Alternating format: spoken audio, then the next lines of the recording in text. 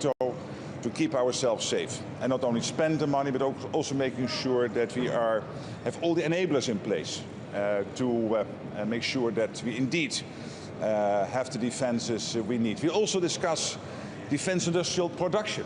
We need to produce more all over NATO. And particularly when we look at Russia, they are so successful at this, and we have to beat them when it comes to defense industrial production. And of course Ukraine, making sure that we collectively will do what it takes to make sure that Ukraine can prevail and that we can collectively help Ukraine to bring this war to a lasting and durable peace. So a lot to discuss. Happy to take a few questions, and anyway we'll see each other after the meeting for a longer press conference. Secretary General, so the US is already asking for 5%. Some countries say that this should be reached by 2030. How realistic is this timeline when a few of the allies can even reach a 2% by the Hague? Well, I'm not going to go into numbers now, but your question is right, of course, that the debate will be very much about spending more. The good news is that I assume that before the Hague we will see many countries coming to the 2%. We still had 8 countries not at 2%. It now seems that we'll get very far in bringing the whole of the alliance to the 2%. That will build, so to say, the launching platform for the summit. But then, of course, we need to do much and much more. And that's exactly what we will focus on today.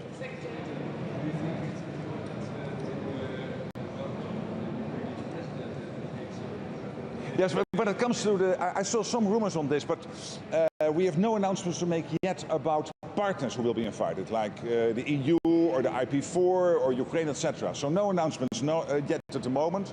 The summit is still about 5-6 weeks away from now, but of course, in due course, we will make all the announcements. A bit louder. Yes, good morning. Please explain why 3.5% plus 1.5%. Well, we are discussing about clear numbers here, but I'm not going to confirm any numbers which are being rumored now. So totally fine, you do this, but I cannot do that because we are still discussing, so you will hear no numbers from me. But it is true that when it comes to the core defense spending, we need to do much, much more. One, because we need all the capabilities in place in time to be able, as we know, the Russians will, between 3 to 5 years from now, have reconstituted themselves. This is what we are hearing all over NATO. So we have to be ready for that. There's also a clear demand from our biggest ally to make sure that we equalize in terms of spending with what the US is doing and what the Europeans and Canada are doing. And next to the Russian threat, there is of course the Chinese build-up, we have terrorism. So taking care of all of this, we have to spend more, and we have to think about what we can do to make sure that we have all the defense-related expenditures in place. For example, to make sure that bridges, yes, are there for you and me to drive our cars, but also, if necessary, to make sure that the bridge will hold a tank. So all these expenditures have to be taken into account. Sure. Mr. Secretary General, Putin refuses to come to Istanbul. Do you think Putin really wants to negotiate? Well, clearly, Ukraine is ready. Ukraine is ready to commit to a ceasefire and immediate negotiations. That's absolutely clear. The ball is now clearly in Russia's court. They have to explain what they are doing, why they are here or not, and with what team or whatever. But let's make sure that we all understand that the ball is in their court. Ukraine is wanting to start the negotiations as soon as possible, and as I said before, it is thanks to the Americans and President Trump that the deadlock has been broken. It's now up to the Russians to make sure they take the next steps necessary. Is Turkey's role in the Russia-Ukraine negotiations, and what should we expect from these negotiations? Well, Turkey plays a big role here because Turkey has good relations with all relevant partners and is seen as a serious venue, and also, let's say, you have the convening power, you have the people with your foreign minister, your president, to help to bring these talks to a good end. So Turkey is important here, but obviously that can only happen if the Russians show up with a relevant delegation. So we have to see what happens over the next coming days. I'm still cautiously optimistic that if also the Russians are willing to play ball, and not only the Ukrainians are doing this, they're doing it, but also the Russians, that you could get to some breakthroughs over the next couple of weeks. I'm still cautiously optimistic. Secretary General, what do you think of Germany continuing to withhold their delivery of Eurofighters to Turkey following the arrest of Imamoglu? Is this the right way to deal with partner in the alliance and to link defense policy issues to principles such as rule of law? Generally speaking, we as NATO encourage allies not to have restrictions on arms sales between allies. When it comes to the Eurofighter, you probably have heard Chancellor Merz after my meeting at NATO headquarters last week. So he clearly was making remarks hinting at decisions to be taken. I don't want to say more about this. But generally, again, for NATO, we encourage allies not to have these restrictions. So one or two final questions, because then I think other ministers want to enjoy your company. Please. How concerned are you about the investigation of the Belgian authorities for corruption? Yes, well, the NATO procurement office in Luxembourg initiated these investigations, is working very closely with all the relevant authorities. And obviously we will continue doing that. We want to get to the root of this. We do not accept as NATO any form of whatever violence of judicial principles at all. But obviously I cannot say more about this because it is now with the judicial authority, so I should say only this. But we are fully cooperating, we initiated it, and we'll take the next steps collectively. Final question. Bit louder.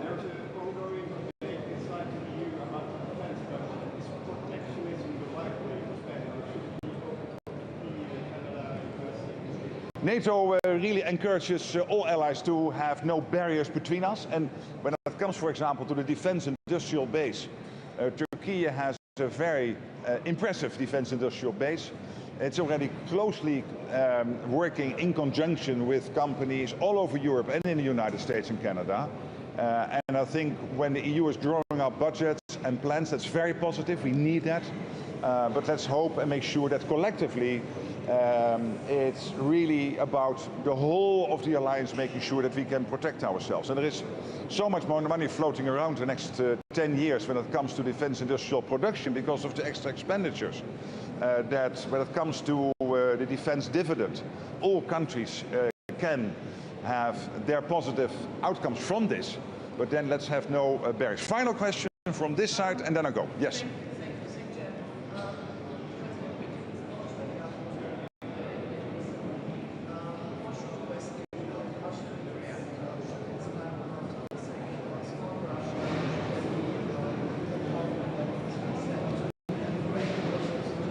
Well, let's take this step by step. It is clear that Russia is sending only a lower level delegation now to Turkey, to these peace talks.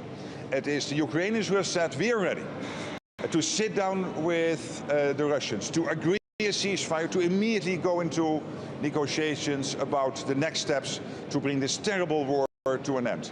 I'm not going to give any advice to the Americans. Why not? Because it was President Trump who broke the deadlock.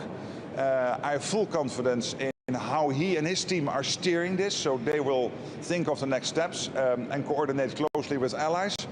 But clearly the ball is now in Russia's court. I'll see you later. Thank you so much.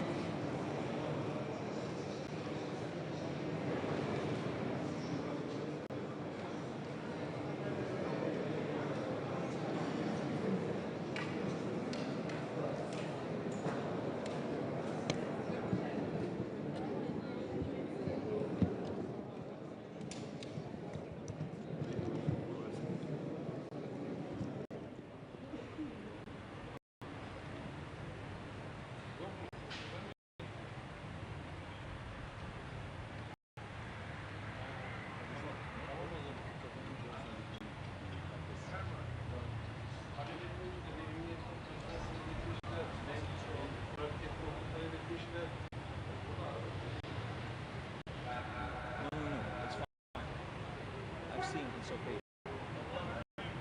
It's okay. It's okay.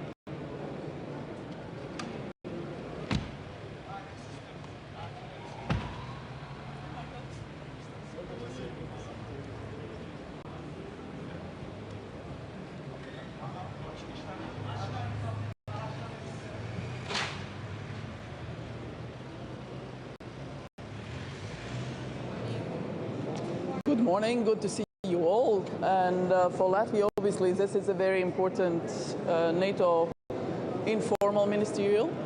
So we will be able to open ourselves up for a very wide variety of discussions.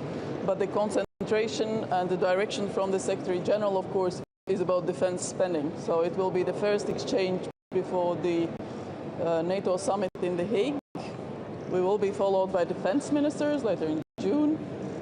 And the main point is, obviously, we face threats. Those threats we have jointly agreed it's Russia as the most significant and direct threat to the Allies' security, Euro-Atlantic security, and terrorism as the most significant asymmetric threat, so non-state threat to our citizens.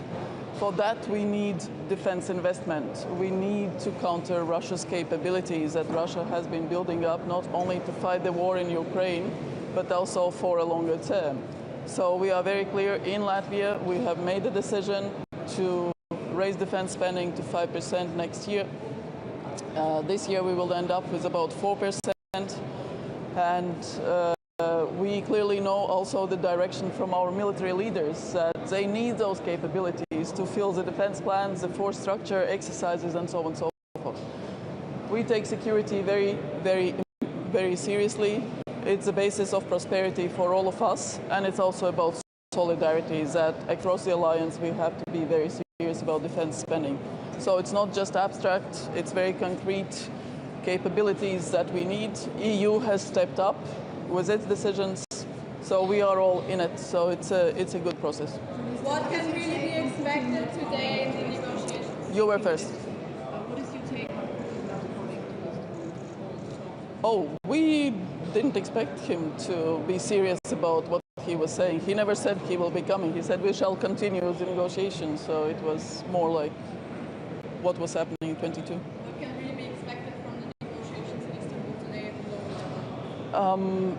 It depends. It depends again, on expectations. We don't have very high expectations. We don't see indications of peace on the Russian side. Yes, Ukraine wants peace. We all want peace, but Russia doesn't want peace for now. There is no indicator Russia wants peace. Without that, But the process, okay, it's good that at least there is a meeting or something. But whether any decisions can be made, we'll see. The ceasefire that President Trump asked for hasn't come true.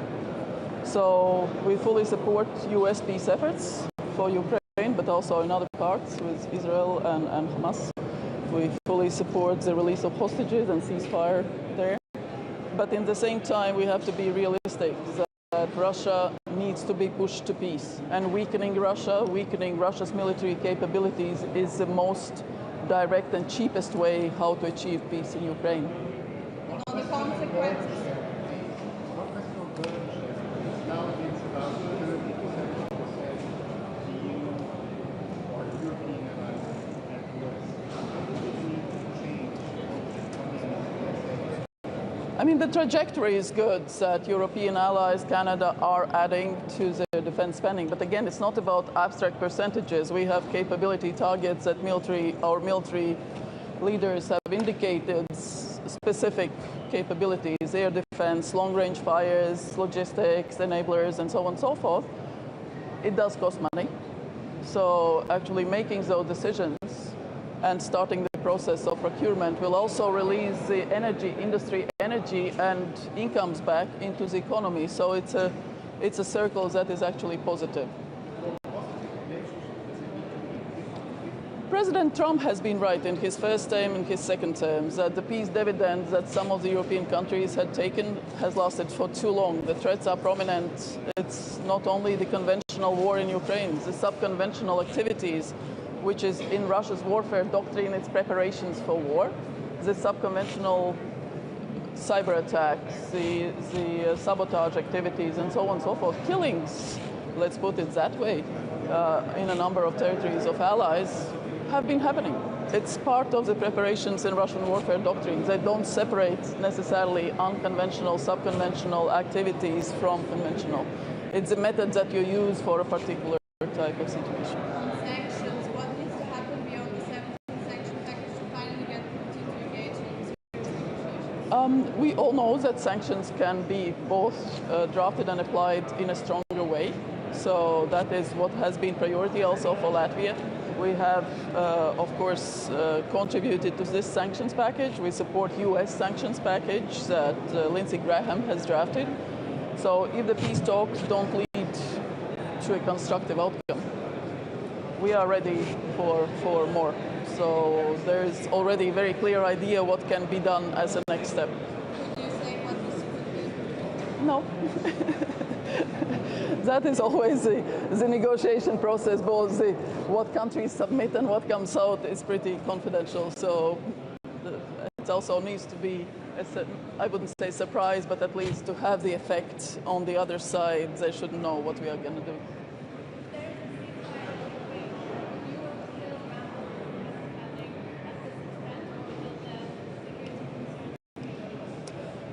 Listen, Russia is a threat, not only because of Ukraine. It had the intent, it had the capabilities, and it actually attacked Ukraine. We clearly see that the change in Russian force structures, that the plans of reform of the military force, the whole mode of Russian regime is about war.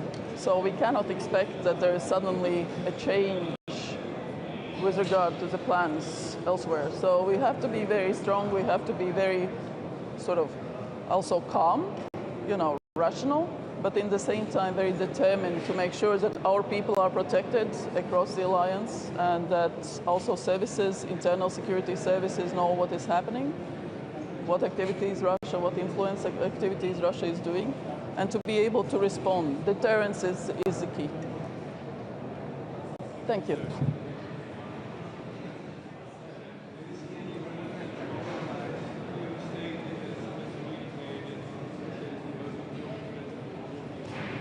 Oh, but we have agreed that across various documents and everywhere, and even in the NAC discussions, it's repeated and it's said there is no difference in analysis or assessment. So that is the basis for military planning, political planning, and that is the basis for decisions. So there's a logic into everything that NATO does.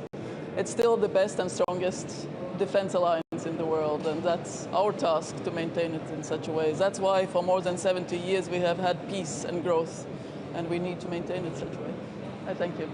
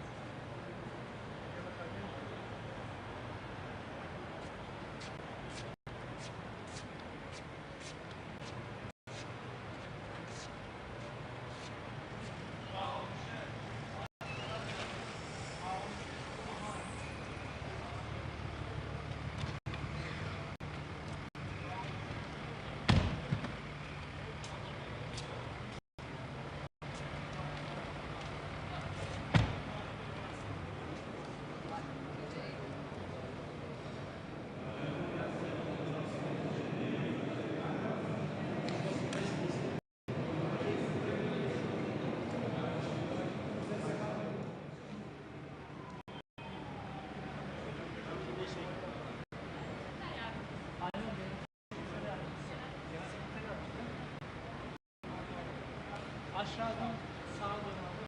Evet, araçları o tarafa al.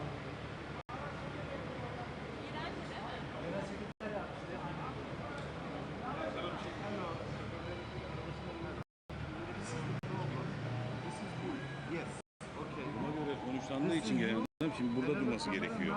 Bunlar bunu burada tuttuğu için iyice yanaş. Abi yan taraf.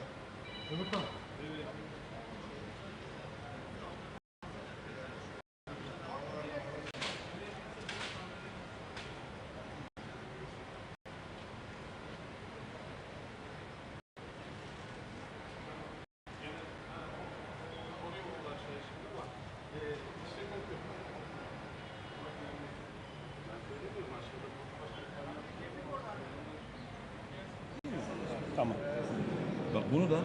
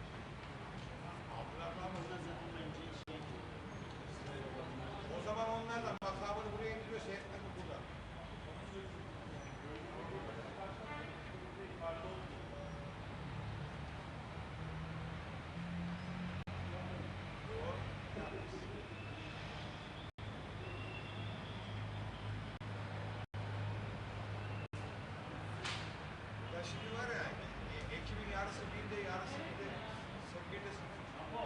Burada mı? Bence aşağı in. Buraya bir yanlış abi, gider ulaşırlar. Ulaşırlar, ben buradayım abi. Ulaşırlar, devam edelim abi.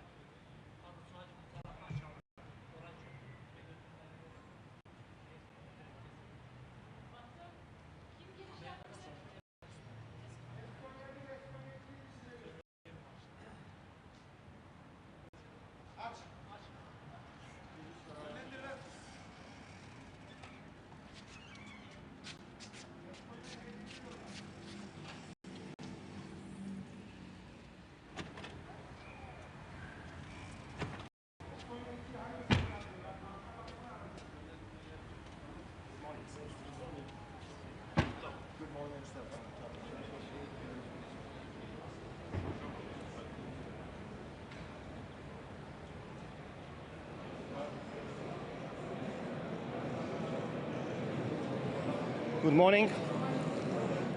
First of all, I would like to inform you about the incident what we had during the last couple of days with Russian shadow fleet in Estonian economical waters.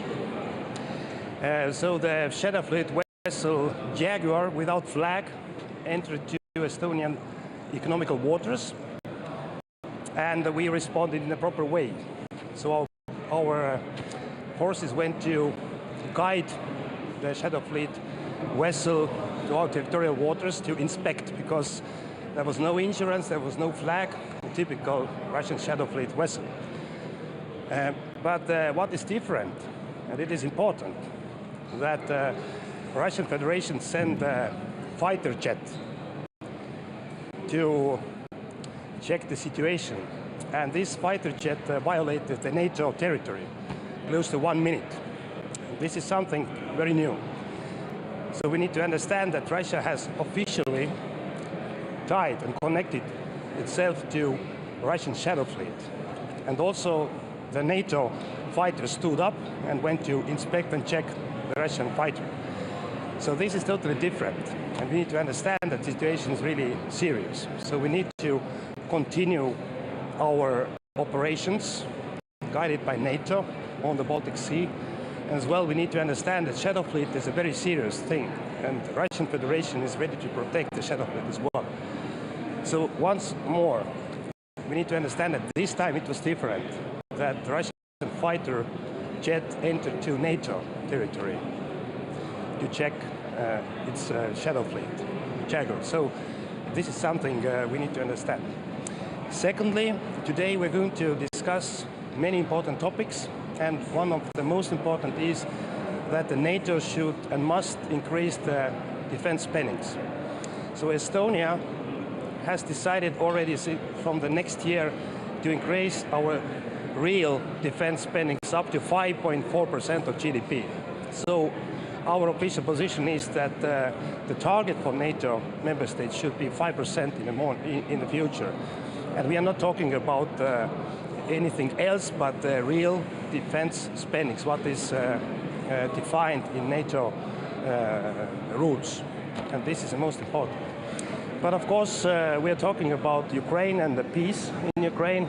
And at the same time, we are having very important meetings. But that Putin doesn't come shows that Putin is not taking seriously this opportunity to find a peace and start real negotiations.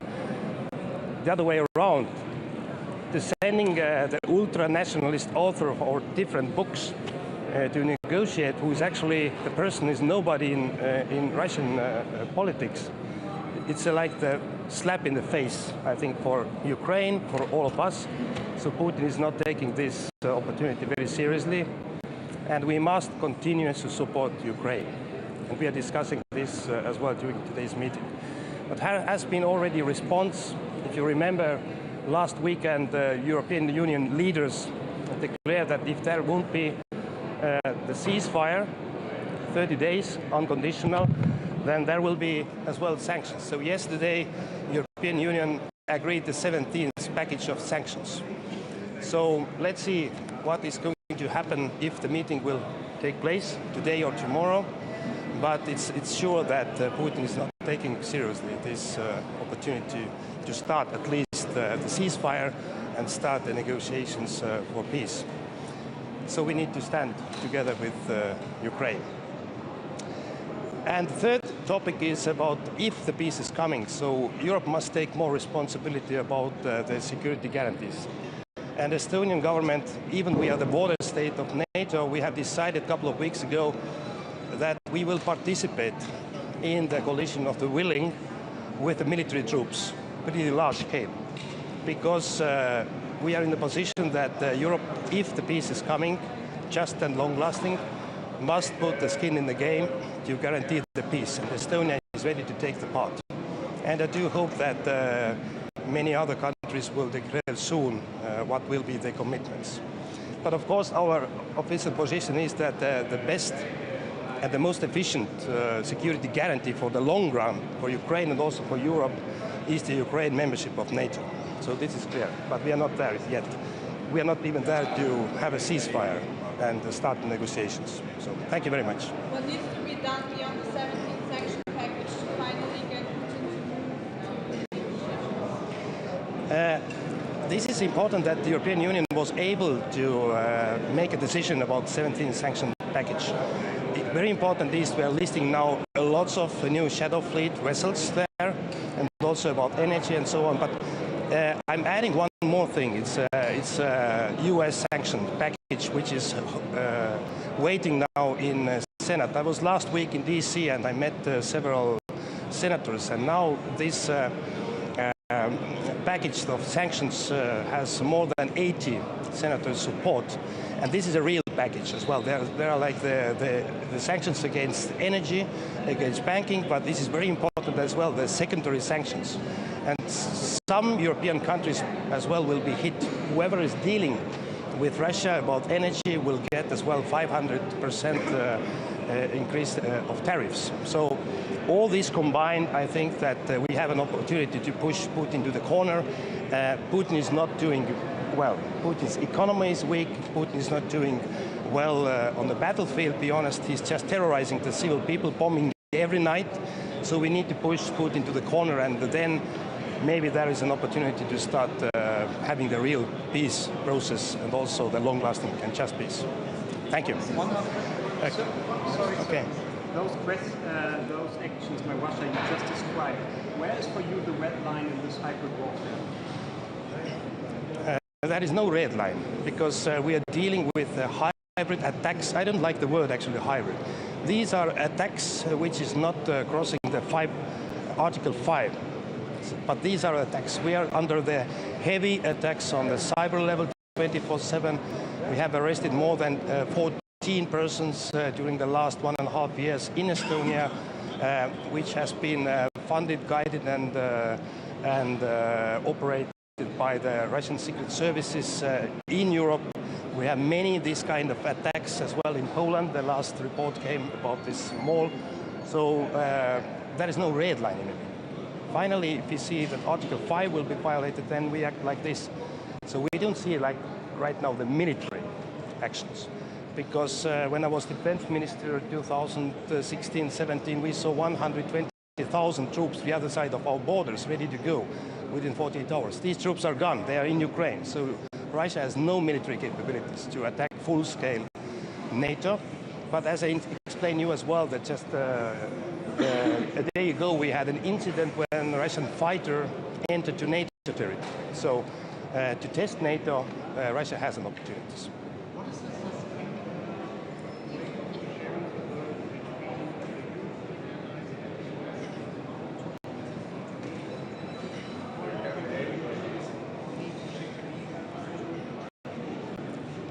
it is not even close to 50-50 right now, and we have been already years on the position that Europe must take more responsibilities.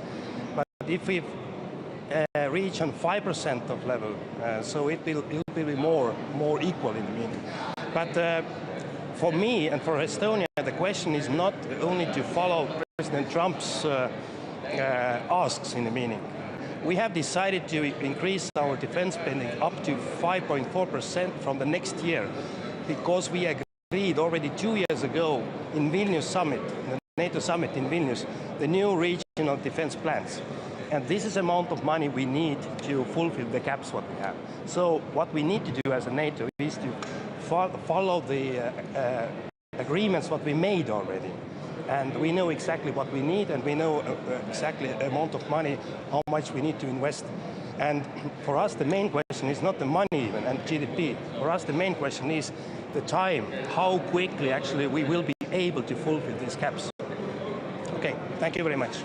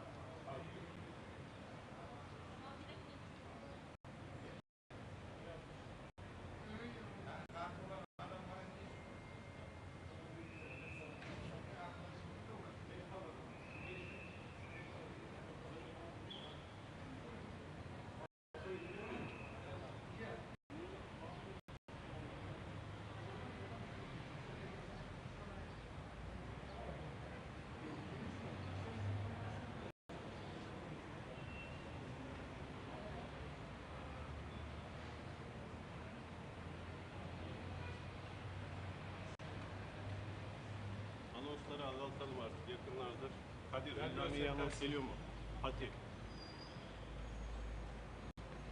Tamam söyle ya şu an. Orada Reddit koruması var diyordu. Sorsunlar nerede?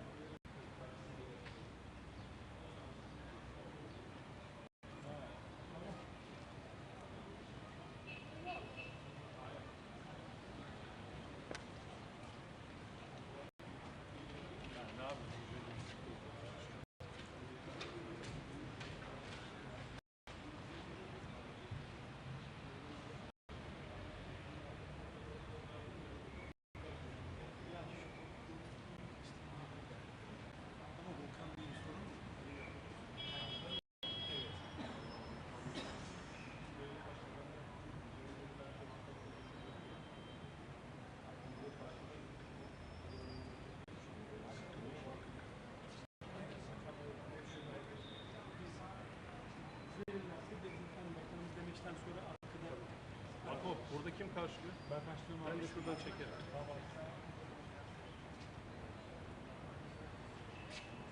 Kapıyı açan. Sol arka var mı? Bekle. Var abi. Lunch. Atakül koruması. Değil mi Apo? Lunch'ın kim olduğunu biliyorlar. Genel sekreter nerede? Aşağı inmişler. Aşağıdan kaysa bitmesi gerekli aşağıdan. Vuruldu var. Bir dakika.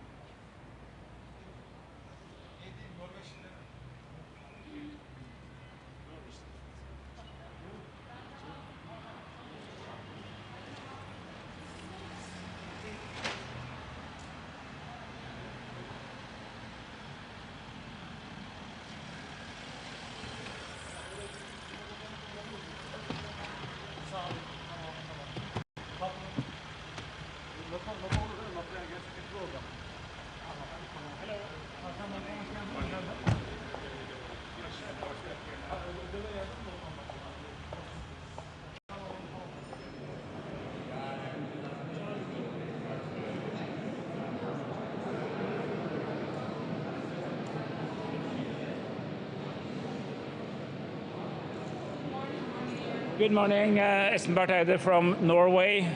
Good morning to everybody. We have a very important meeting today as we are preparing for the summit in The Hague in June. I think the two set of themes that will dominate the agenda is, of course, what's going in Ukraine right now, and even here in Turkey right now, what is happening and what is not happening in over Ukraine. Our commitment is very strong that we need to get to a ceasefire, get to peace, but that the quality of that peace is incredibly important. That means that it has to be permanent, it has to be for real, it has to be guaranteed and secured, and it has to leave Ukraine as a free, sovereign and independent country with its right to make its own choices now and in the future intact. I think that's within reach, and I think that we have a positive development when it comes to transatlantic unity and commonality of messaging to our Ukrainian friends, but also to President Putin, that if he is not ready to deliver, there will be more pressure, more sanctions, and more consequences, because this matters not only to Ukraine, but it's actually a major transatlantic issue, and all European countries will depend on what will be the outcome of the war in Ukraine. And the second theme is, of course, what's happening in NATO itself with the summit. There seems to be a strong understanding by, I would say, practically all members that Europe needs to do more, that we need to set a higher defense spending goal. As you know, numbers are being circulated.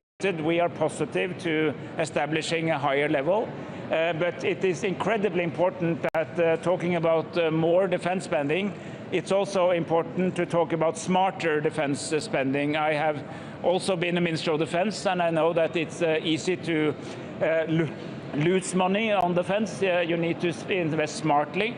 You need to make sure that we have fewer different platforms, more common systems, and that we also learn from the most recent wars, particularly the war in Ukraine, that drones, artificial intelligence, new technologies very often can challenge legacy systems.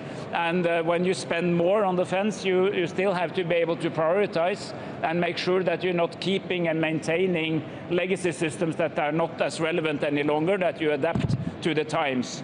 And it's also very important that an agreement on increased spending also comes with a corresponding agreement on what is the major threat, common threat, and that an assertive Russia in Europe is a defining security challenge to Europe, that the commonality of threat assessment, a common position on how to use money smarter, should accompany an agreement to spend more money on defense. And that's something we from the Norway side will argue for and also support. Thank you.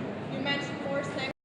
So far, the previous packages haven't seemed to be very efficient in the sense of getting Putin any closer to the negotiation table. So what could be even harder sanctions that could actually lead to Putin engaging in negotiations? So there are conversations in the European Union about increased European sanctions, and there's also a package being discussed in the US Congress and Senate about an increased set of sanctions. And you are, of course, right that sanctions has not brought Putin to the table yet, but we do know that it hurts the Russian economy. And although the parts of the Russian economy is on steroids because it's a war economy, other parts of the economy is in serious trouble. Interest rates are very high, and this, of course, affects big parts of Russian society. So they do have an effect, but it seems that we might need to increase the pressure even further. So we support both the conversation that is going on in the United States, but also in Europe, on stronger sanctions. And these conversations are ongoing as we speak. What we do here in NATO is not to discuss the sanction packages because they belong elsewhere, but to argue that pressure on Russia has to be kept up. Okay? Louder, please.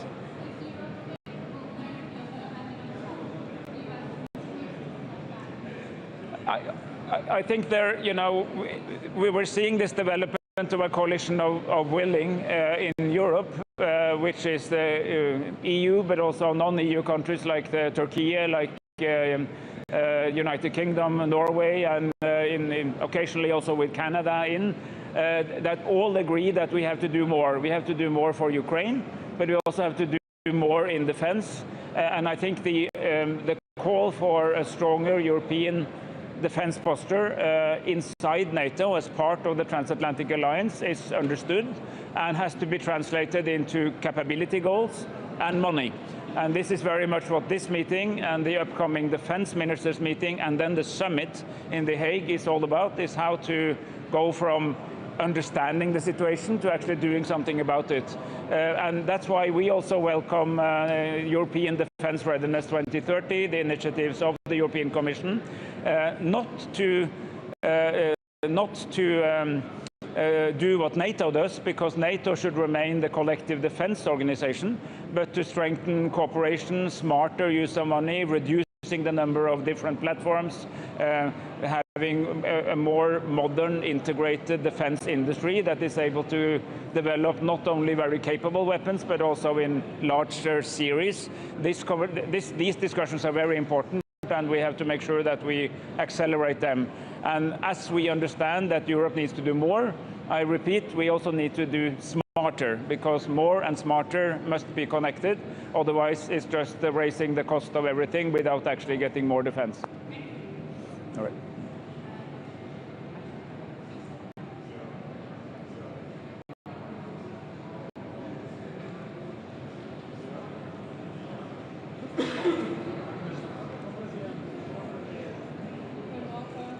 Hi, Casper Veldkamp from the Netherlands. Very happy to be here. This informal foreign ministers meeting of NATO is a stepping stone towards the NATO summit at the end of June in The Hague in the Netherlands. And of course, as a host, representing a host country, I'm very happy to host that summit. A very important summit, I think one of the most important NATO summits in the recent history of NATO, the alliance. Of course, we'll also have the defense ministers who will meet in a formal meeting in Brussels at the beginning of June. The meeting today and the meeting of the defense ministers at the beginning of June are important stepping stones towards unity that we'll want to project at the NATO summit at the end of June in The Hague. It's very important that we discuss how to increase our defense spending. For me, it's very clear that we have to increase our defense spending in the years to come to strengthen our deterrence, and also because the United States is a very important ally and friend, makes it very clear to its European partners that we have to take more responsibility for our own defense, for the security of Europe, and which I find logical also to do. What can really be expected from the negotiation talks taking place in Istanbul today, but without the informal? It's very clear to me President Zelensky is willing to go to Istanbul.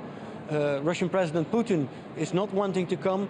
For me, that makes very clear where we need to put pressure to move towards peace. But can you describe this? No, we will discuss here. We have, of course, the ambassadors at NATO of the 32 allies have had a round of discussions on what spending target for NATO, what timeline, which steps in between. We now will first exchange views about that at the political level. Of course, whatever the outcome will be, it will lead to discussions also within the capitals, especially in governments with coalition systems. We'll need tough discussions how to get there and how to achieve such targets. Sorry? In my opinion, we will definitely need to clearly increase the defense spending of the NATO allies, especially the European allies, because we need to strengthen the deterrence, and it's also clearly requested by an important ally, the United States, that European countries take more responsibility for their own security. If you're talking about putting more pressure on Putin, how exactly do you want to do this? I think you see at this moment, you see the European Union moving. There has been agreement yesterday at ambassadors level for a 17 sanctions package on the Russian Federation, and on Tuesday next week we need the political approval of that 17 sanctions package. It is a significant package, including listing of many ships in the shadow fleet. It's a significant package in listing companies and individuals. It's really increasing, ramping up the pressure. From the United States, I find it very interesting what's happening on Capitol Hill with the initiative by Republican Senator Lindsey Graham. But it's already the 17th package, and it seems not to be enough to get Putin on the negotiation table. And that shows that Putin is dragging his feet towards, when we talk about peace for Ukraine, it's very clear to me that Ukraine is willing to discuss a ceasefire, willing to discuss peace, however difficult. They are willing to be here. President Zelensky is willing to go to Istanbul to discuss this with President Putin. President Putin is dragging his feet and not showing up.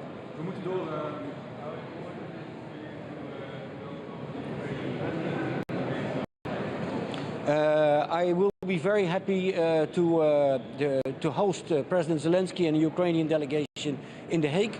It is, of course, not to me as a host country, it's the Secretary General of NATO who will decide on what the invitations will be.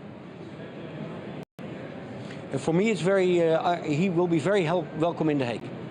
Always.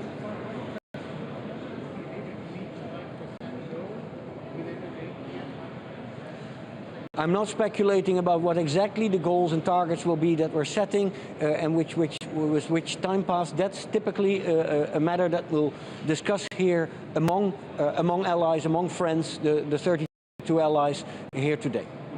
Yeah, thank you.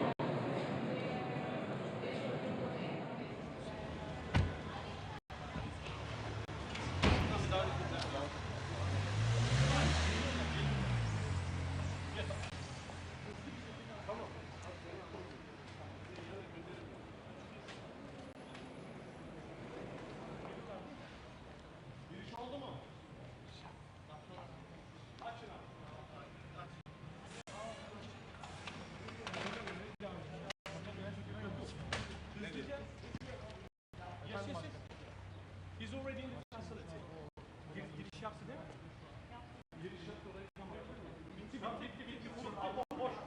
Boş şu an boş bekliyorsun. Boş şu an.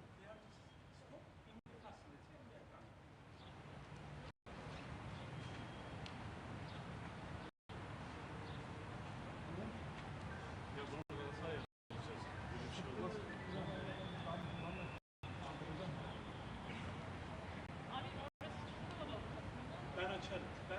Yok. Gelsinler.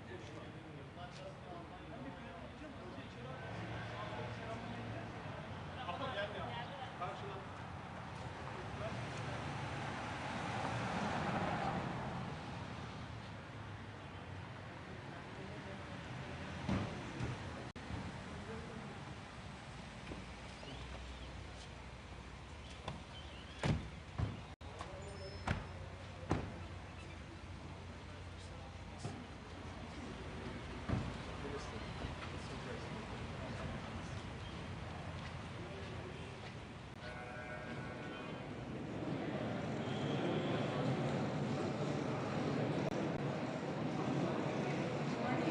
Good morning, you all, and welcome to Antalya.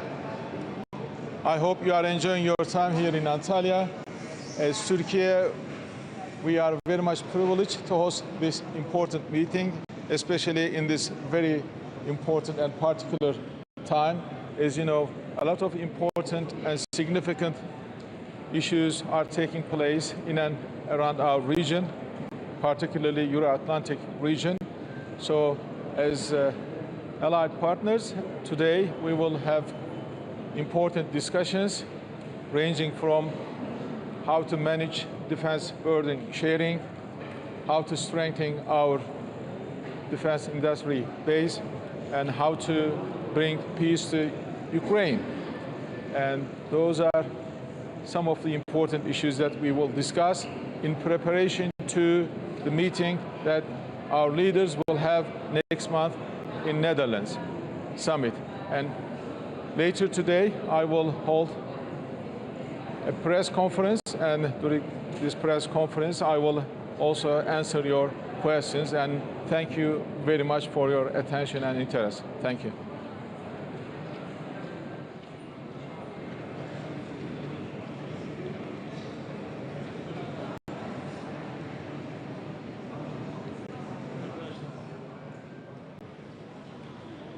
Very good morning. Looking forward to this very timely meeting. Unfortunately, time and again, it's about a ceasefire when it is about negotiating how to end the war. We have one chair empty, which is the chair of Vladimir Putin. So now I guess the entire world has realized that there's only one party not willing to engage in serious peace negotiations, and that certainly is Russia. Ukraine has declared time and again its willingness for a 30-day ceasefire, obviously ending the war, which it didn't start in the first place, and also negotiating with Russia and other partners around. But Russia is not available. Turkey has graciously offered the opportunity for us not just to meet here in Antalya for discussing the preparations for the NATO summit this summer, but also a location for negotiations on the ceasefire. Now, what we would expect is that there would be an immediate ceasefire, which we also demanded as the European Union last weekend, together with the Americans. And since that is not happening, we are putting extra pressure on Russia through economic sanctions. The European Union is putting forward a 17th package of sanctions, and we hope that the US is following course, because Putin's war economy is really not doing too great, and we should realize that if we add some extra pressure, then we can push them over the edge to really stop this aggression.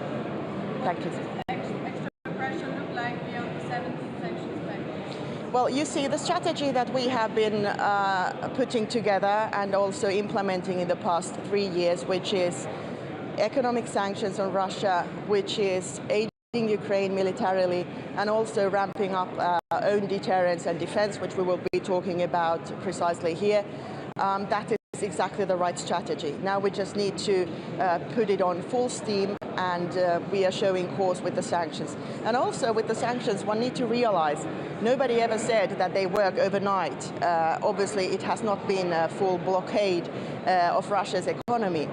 But it really does translate into massive costs for the Russian economy, unfortunately also to its people, which means that at some point they will run out of money.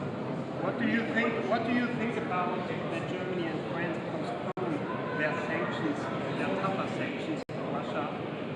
Should they come in place now? Well, I think the 17th package which we put together is the right one, and now of course we will be starting immediately on the new package, and also together with France and Germany, obviously. I think what doesn't work with Putin is really, trying to put an ultimatum out there, because he doesn't react to such ones. We just need to continue with the pressure, also realizing that obviously Russian aggression didn't start in Ukraine, and it doesn't end with Ukraine. Our analysis, which we share in NATO, is that Russia will be forming a long-term strategic threat to the entire alliance. So therefore, we need to be keeping up the pressure for as long as we have evidence of Russia not only discontinuing its war in Ukraine, but also adhering to international law, which unfortunately it hasn't been doing for quite some time. There were big expectations for this weekend, international diplomacy taking place in Turkey, and now also it's fall apart with Putin not attending, Trump not attending either. So what can we really expect from the Istanbul talks today? Well, to be quite honest, I'm not expecting much. The reason is that Russia has not come one step forward. They are still sticking to their maximalist goals, which is to essentially extinguish Ukraine, and we can't have that. So I guess this serves for the purpose to discussing whether there was, any chance for a 30-day ceasefire, which I think is a requirement for having genuine peace talks, because then also we need these confidence-building measures. For instance, Russia to release their civilian detainees, and especially those deported children. So that would be the first step of them showing, yes, you know, guys, we would be willing to engage in peace. Thank you so very much. Have a good day.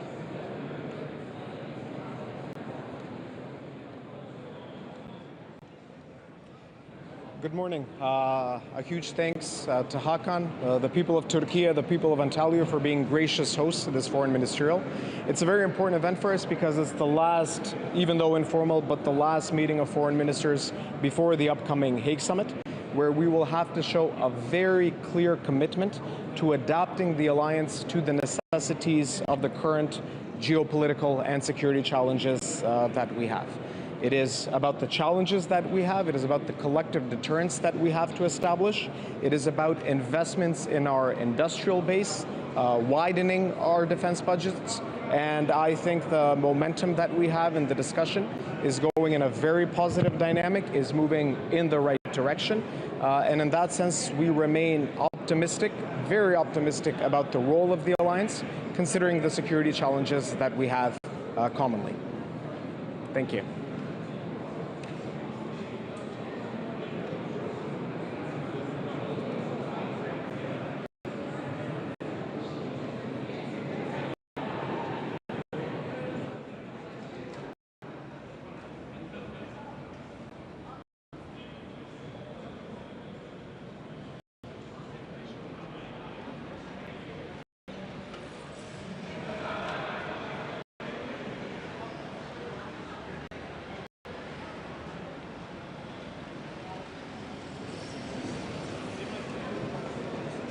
Hello, good morning. You could take This the right way? one, please.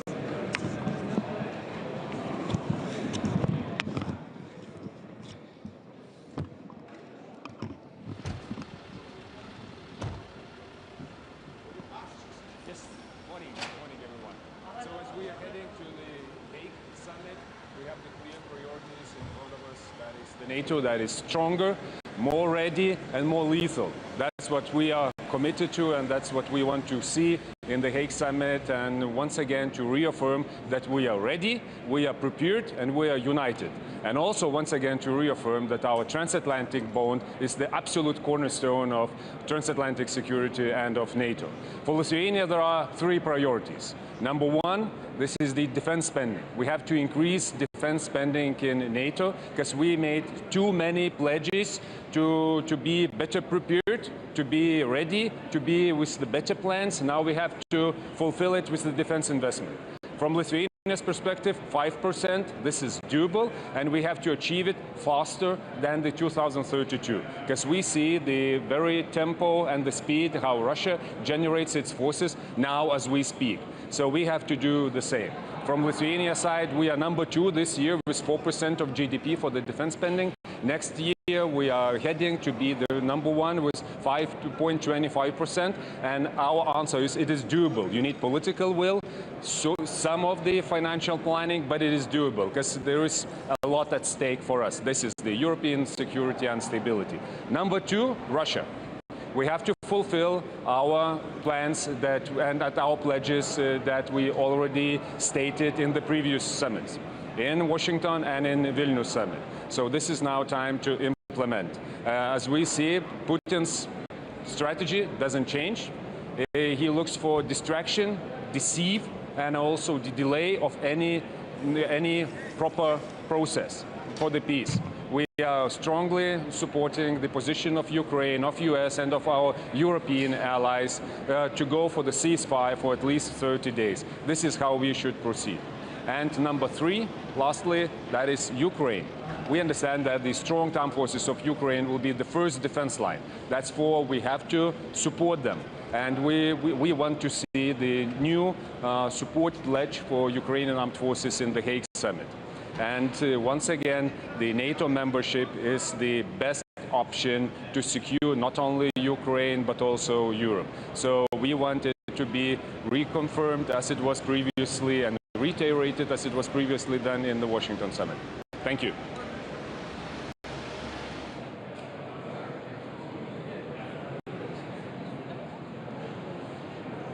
Hello and good morning again. I will make a short statement in English and then I will take you to Greek. Is it okay?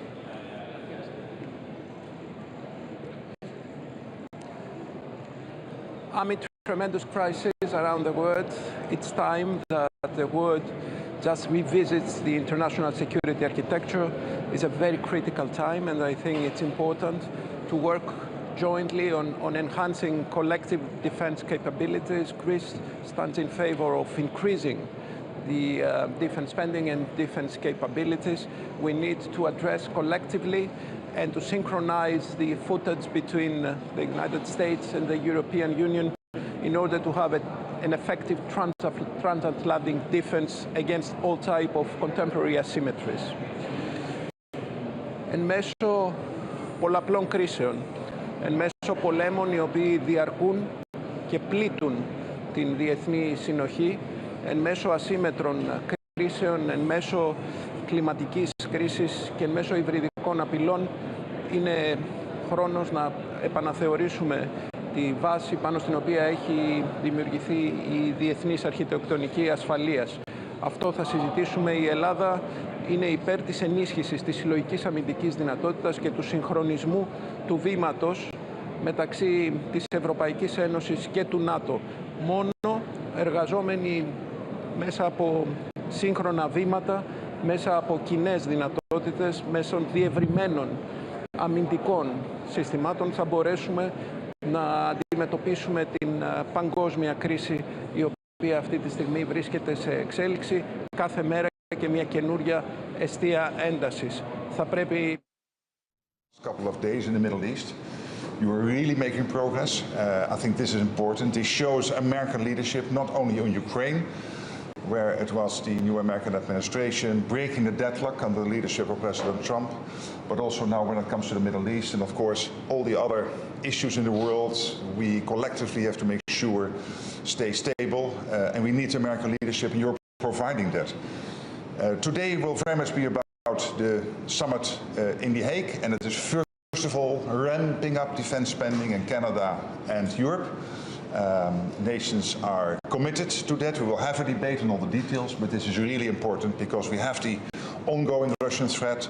We have the Chinese built up massively at the moment militarily, and of course the terrorism, the terrorist threat, which is still ongoing.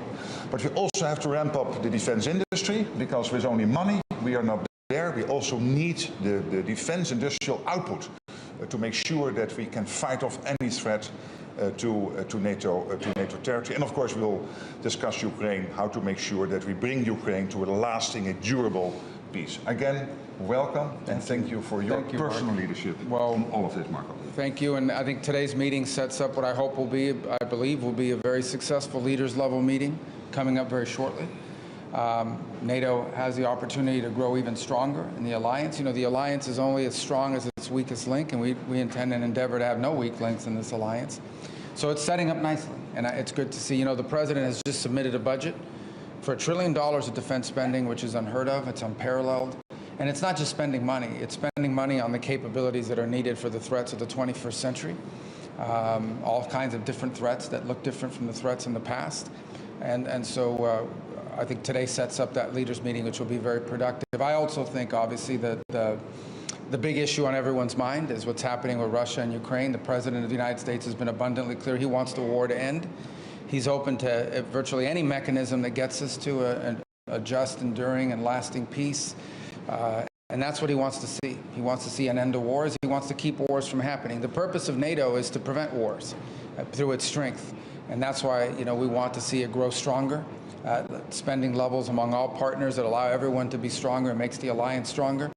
And also he wants to end wars. And that's the hope with Russia and Ukraine. We'll see what happens over the next couple of days in that regard, but we want to see progress made in that regard, and whatever mechanism is outlined, whatever the process is that needs to happen, I mean, we are open to being constructive and helpful in any way we can to end a conflict. I will say this, and I'll repeat it, that there is no military solution to the Russia-Ukraine conflict. This war is going to end not through a military solution, but through a diplomatic one. And the sooner an agreement can be reached on ending this war, the less people will die and the less destruction there will be. And ultimately, that's what the president's goal is He wants, as you've seen through his trip that is currently underway in the Middle East, and he talked about in his speech a couple days ago, I hope you had a chance to watch it. It was a very good speech. It was an important speech. And what it marks is when he's interested in building things, not destroying. He wants economies and countries focused on building things, making things, providing opportunity and prosperity for its people.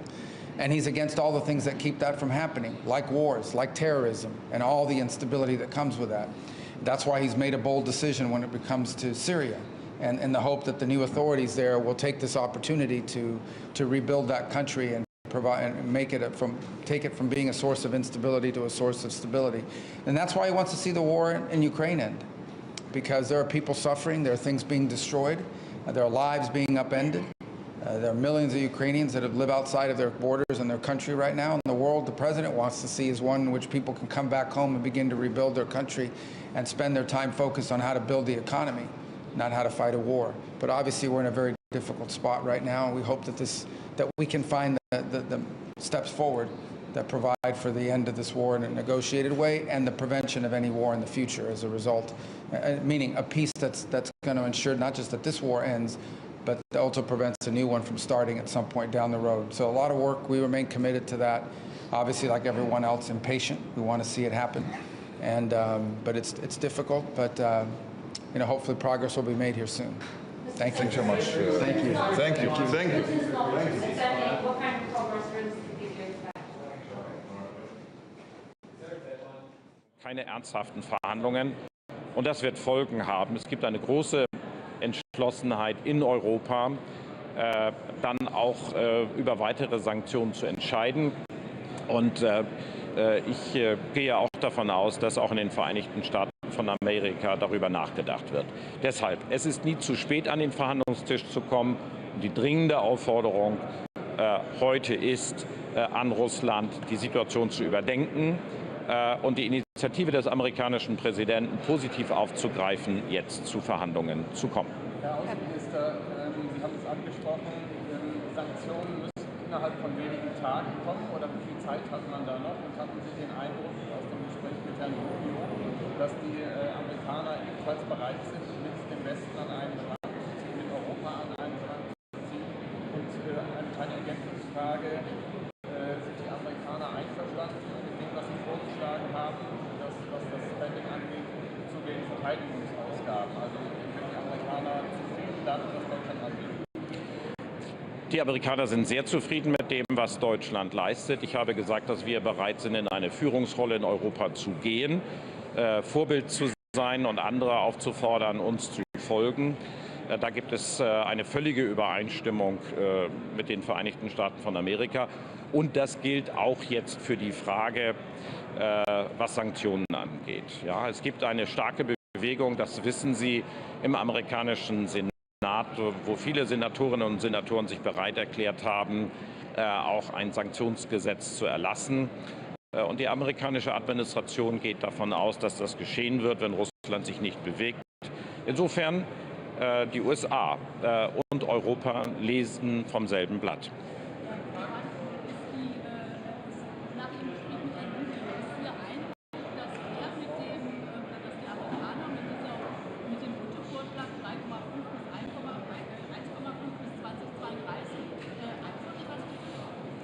Ich glaube, das ist ein Vorschlag, der abgestimmt ist, der auch mit der amerikanischen Seite abgestimmt ist oder vorabgestimmt ist. Wir werden darüber heute natürlich noch einmal beraten.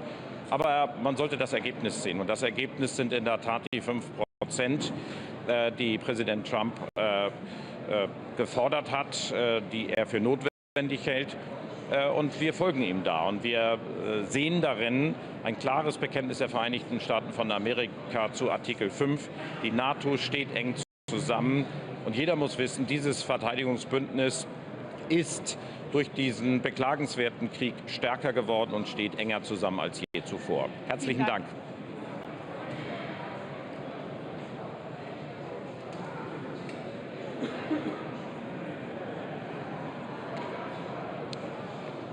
It's very important to be here in Turkey at this time with the Euro-Atlantic community coming together in such extensive numbers representing the greatest alliance in history, frankly, and we come with one single message: to stand by Ukraine and to ensure that we get a just and lasting, enduring peace.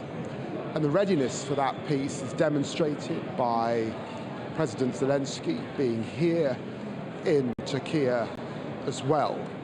And of course, we watch closely as we head to these talks, noting the Russian low-level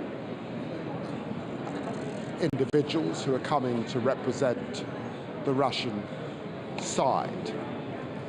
It's hugely important that we redouble our efforts across the Euro-Atlantic to recommit to defence spending. It was back in 2014 in Wales that we made the 2% pledge, and I'm delighted that the UK met that pledge right throughout this modern history.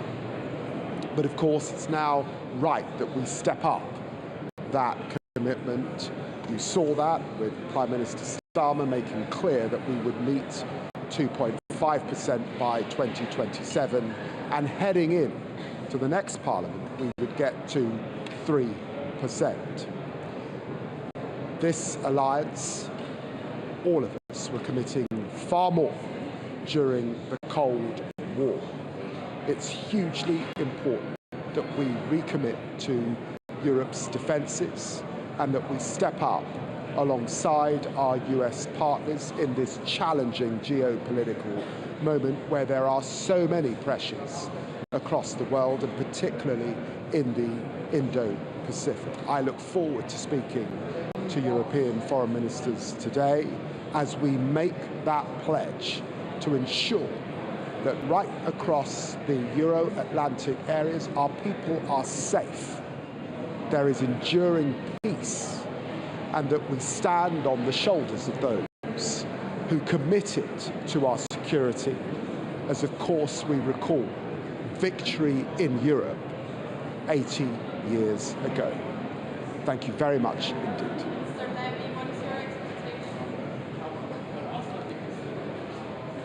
DRT, 2 doorsteps.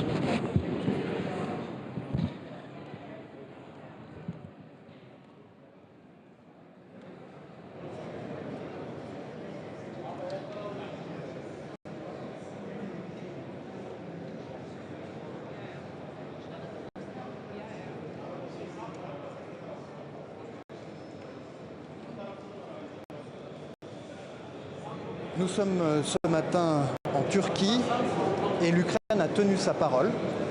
Volodymyr Zelensky est présent avec ses conseillers, avec son ministre avec lequel je me suis entretenu à l'instant pour négocier la paix.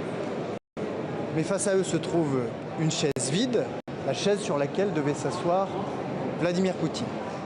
Vladimir Poutine qui traîne les pieds et qui, de toute évidence, n'a pas envie d'entrer dans ces négociations de paix, alors même que le président Trump a marqué sa disponibilité et sa volonté de faciliter ces discussions.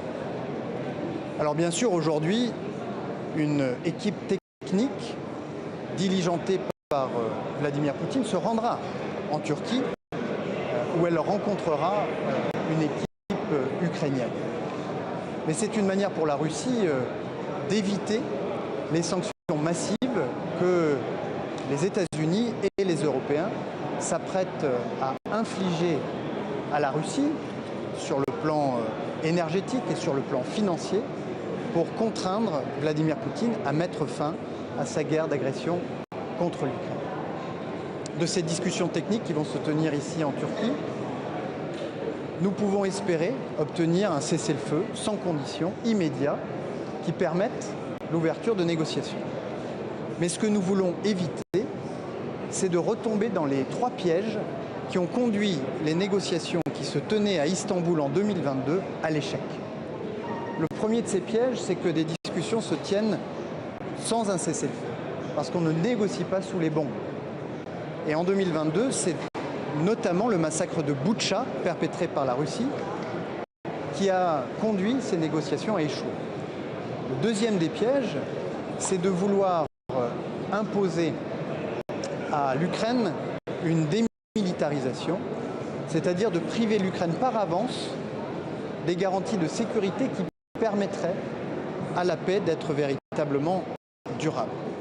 Et puis le troisième piège dans lequel il ne faudrait pas tomber une deuxième fois, c'est celui qui consiste à vouloir lever les sanctions au début des négociations plutôt qu'à la fin. Et donc nous, les Européens, nous voulons accompagner l'Ukraine dans ces négociations de paix, puisque nous voulons la paix, mais nous nous préparons aussi, avec des sanctions qui seraient massives, à contraindre Vladimir Poutine à initier ces négociations de paix s'il continuait à les esquiver. We are today in Turkey, where Ukraine has held its words. President Zelensky is present with its counselors, with its minister with whom I met a few minutes ago. But in the face of Ukraine, there is an empty chair. The chair that was awaiting Vladimir Putin, despite of the fact that President Trump has expressed its availability, its willingness to facilitate discussions between Ukraine and Russia. Of course, there will be a technical team sent by Vladimir Putin to discuss with the Ukrainian team today in Turkey. Because, of course, Russia is willing to avoid the massive sanctions on oil, on the financial sector, that the US and that Europeans are preparing in the instance where Russia would keep refusing to cease fire. But the best we can hope for in these technical discussions is indeed a ceasefire, an immediate, unconditional ceasefire that would allow for proper peace negotiation. And what we want to avoid at all costs from those discussions that are going to start in Istanbul is for us collectively to fall in the three traps that led the previous discussions 3 years ago to failure. The first trap is to discuss or to hold talks while bombs are falling on Ukraine. Because last time, the Bucha massacre that happened during those negotiations led to their failure. The second trap is to try to impose the demilitarization of Ukraine and to prevent Ukraine from seeking credible security guarantees from its partners after the war. This would lead those discussions to failure because there can be no lasting peace without credible security guarantees. The third trap is to front-load sanction lifting rather than backloading. This again led to the failure of the Istanbul negotiation 3 years ago. As far as we're concerned, Europeans are united. They demonstrated it last weekend in Kyiv. We're supporting Ukrainian efforts to enter those peace negotiations, and we're preparing for massive sanctions on oil and financial sector in the instance where Vladimir Putin would keep avoiding such discussions. Thank you very much.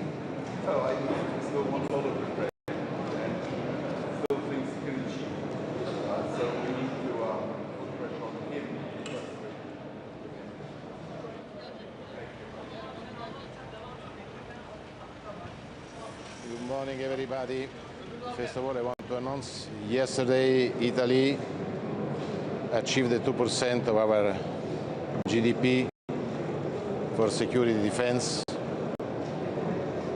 The document is on the table of Mr. Rutte. The Prime Minister will announce officially this result during the Den Haag meeting. This is a clear and important message to our friends of NATO. It's a clear message to the Americans. We are ready for doing more for our security in the next years. Minister, what do you expect from the negotiation talks in Istanbul today on the lower level? You have another question? I want to be optimistic, but I don't know if Russia wants to achieve this goal. Probably Russia wants to move on with the war in the next month, because it's difficult for Putin to change his organization. There are 1 million of soldiers paid more than the workers in Russia. The industrial Russian industry is involved in defense. For this, for Putin, we need more time.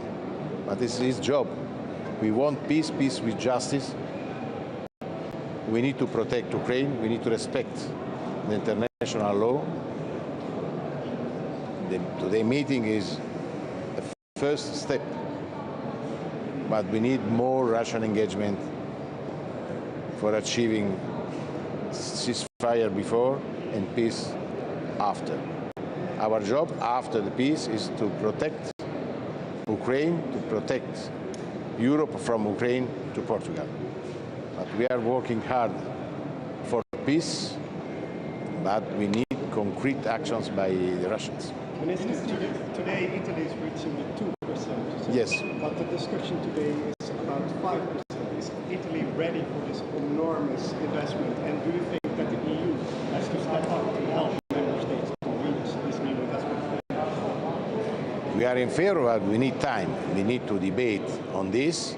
But it's important to respect our engagement on the 2%. This is the first step. Then it's possible to do more. It's possible to increase the money for defense. I prefer to talk on security, because defense security is not only weapons. It's the protection of every European citizen, every Italian citizen. For this, we are ready for talking on this, but we are in favor the strongest pillar of the second pillar of the NATO. There is a big pillar, this American pillar. Now we need to work hard for a biggest pillar, European pillar. We need to do more. We want to move on in this direction. We need time, of course, but I think we need the European defense for security. But security is a concept more important than defense. Defense is part of the security. For this, we are ready for doing more. It's also, security is also infrastructure, cyber security, not only weapons. Security is the protection against terrorism, against cyber attack. For this, we need to talk on this, but we are ready for the protection of our citizens, Italian citizens, European citizens. I believe in Europe. I believe in European defense. How do you consider the agreements between Turkish companies and Italian aerospace companies? Will we see more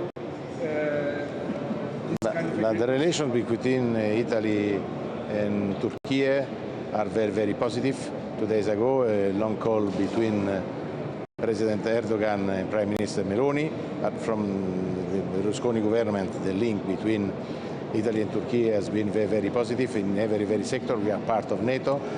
We are Mediterraneans. For us, it's important to work together in the Mediterranean Sea. First of all, we need to look at Libya. Yesterday, I was spoken with the Minister for the Affairs on this. I am concerned for the situation in Libya. Now, probably there is a ceasefire, but we need to look also at the south. For this, Turkey will be very, very important. We are ready for doing more with Turkey in many, many sectors, also in the defense sector. Absolutely, because I think it's important to back the European defense in the industrial defense.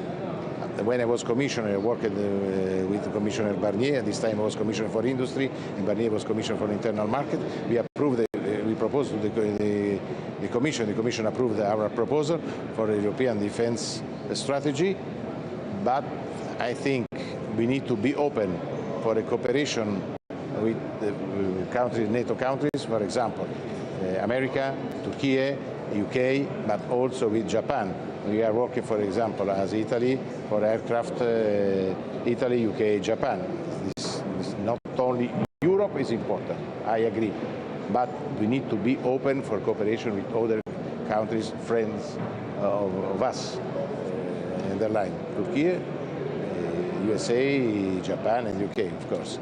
Minister, Okay. we are now in the adoption phase of the seventh sanctions package already, and Putin doesn't seem to be any closer to negotiations. So, what kind of stronger sanctions would there still be to get? But as you know, the sanctions are not, for us, Italian sanctions are European sanctions. It's impossible to decide alone. But we are in favor. If Putin wants to move on in the same direction, we need other sanctions. So we are in favor of this.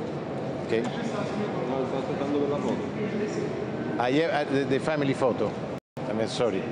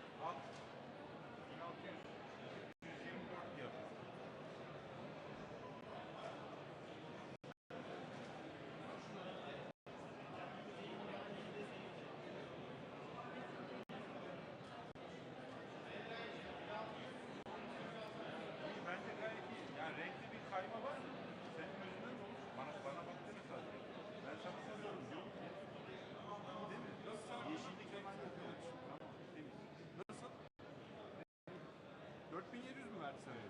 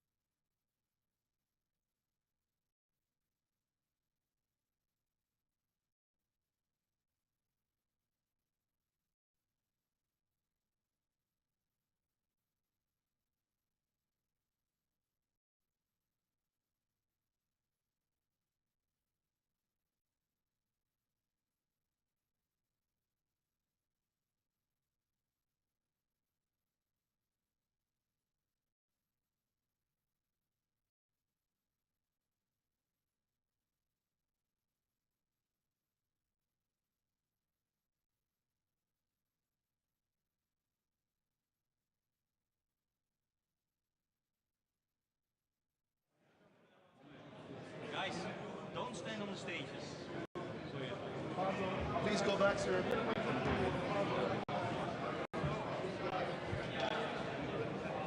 Yes, not on the stages.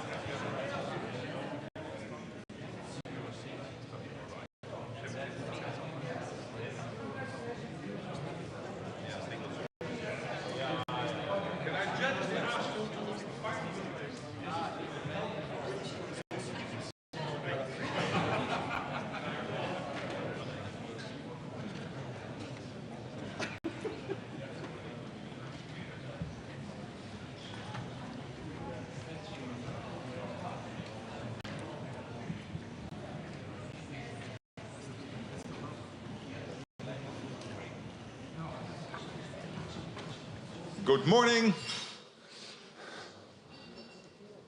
Good morning to all of you, and I really want to welcome you to Antalya for this important Foreign Ministers meeting, and I want to thank our colleague from Turkey. Really, Hakan, thank you so much for making this possible, and the hospitality, it is really amazing. We will have a very important meeting today in the run-up to the summit in The Hague. We need to discuss how to make sure that NATO will be stronger. That means more defense spending. It means more defense industrial production. But also how to make sure that NATO is fairer, that we equally distribute the burden amongst allies, and that is only fair. But also a NATO which is more lethal, not by becoming offensive, but by being so strong that nobody will ever attack us, because they know if they would, this defensive alliance, if we will be attacked, our reaction will be devastating. That's what we will discuss today, how to make sure that we make a success out of the Hague summit. It will be a splash of a NATO which is standing there at the world stage, stronger than ever. So again, thank you for being here, and now it is my honor to give the floor to our colleague from Turkey. Hakan, please, the floor is yours. Thank you, Mark. And it's a great pleasure to host you all in Ankara, and welcome again. This is one of the last high-level meetings before our summit in The Hague next month, as you know, and the Euro-Atlantic area suffers from multiple crises and conflicts. Therefore, this meeting will be an occasion to demonstrate our continued unity and solidarity.